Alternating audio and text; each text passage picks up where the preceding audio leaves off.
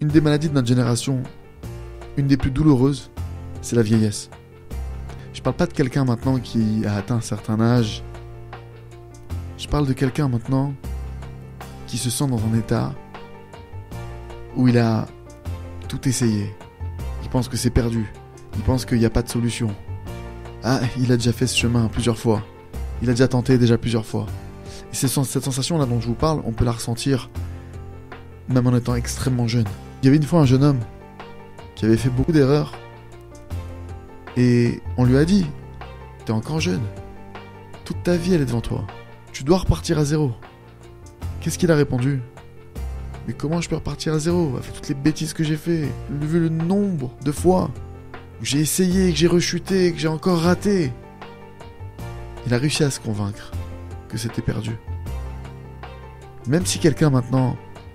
D'accord, t'as vécu des choses difficiles. C'est terrible. Je suis d'accord avec toi. Mais laisse tout ça de côté maintenant. Oublie tout et tourne la page. Une personne, malgré son jeune âge, elle peut se retrouver prise dans les filets de la vieillesse, des forces du mal, au point qu'il ne peut plus entendre son entourage, au point qu'on ne peut plus le réconforter. Parce que c'est impossible d'aider quelqu'un qui est tombé dans une vieillesse précoce.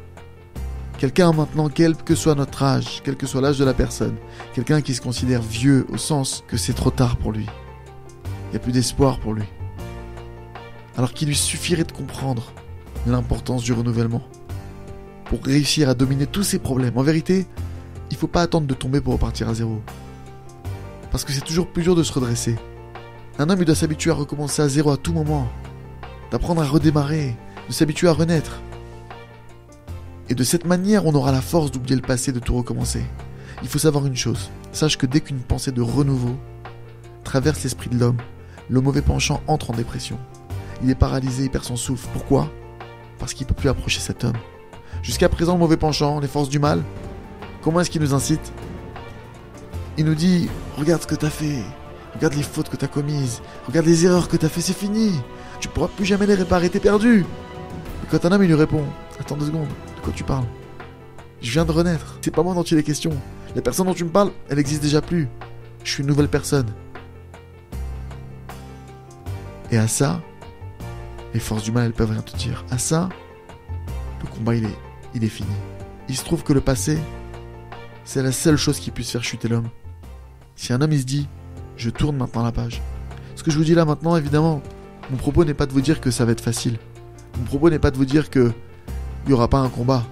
Il y aura un combat. Les pensées, elles vont venir vous accabler. À nous de prendre ce réflexe simple, de dire, maintenant je redémarre. Peu importe ce qu'on me met sur le dos, peu importe ce que j'ai pu faire. Maintenant je redémarre. Si une personne uniquement, elle se met à combattre par sa pensée, elle se met à lutter, et à pas maintenant se dire, oui c'est vrai, et rentrer justement dans le piège de se faire avoir, de tous ces arguments qui sont vrais peut-être. Et effectivement elle a fait des erreurs, on fait tous des erreurs.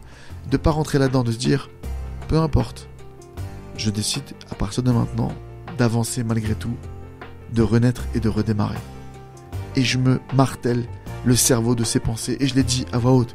Je le prononce, je l'énumère, je demande de l'aide, je me coach, je m'auto-hypnose.